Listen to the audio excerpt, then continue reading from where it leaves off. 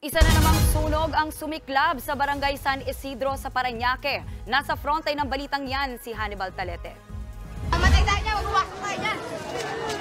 Kanya-kanyang hakot ng mga gamit ang mga residente sa Scotland Street sa barangay San Isidro, Parañaque mag-alas 7 kagabi.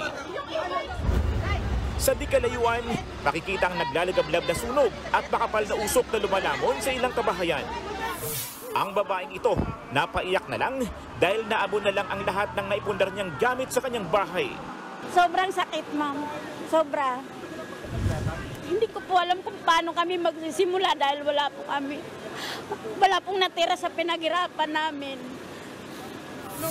Ayon sa Bureau of Fire Protection, mabilis na kumalat ang apoy dahil gawa sa light material sa mga bahay. Sobrang laki, tapos yung sa parting kabila, tumawid na sa kabilang kalsada yung apoy, nadamay na yung kabahayan doon. So kaya mabilis din talaga yung pag-raise ng alarma.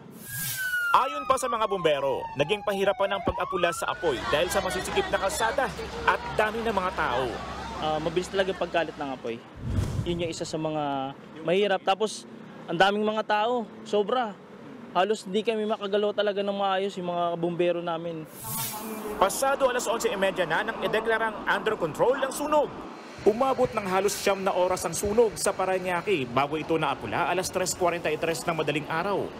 Nananawagan naman ang barangay sa mga residente na maging maingat lalo na sa paggamit ng kuryente.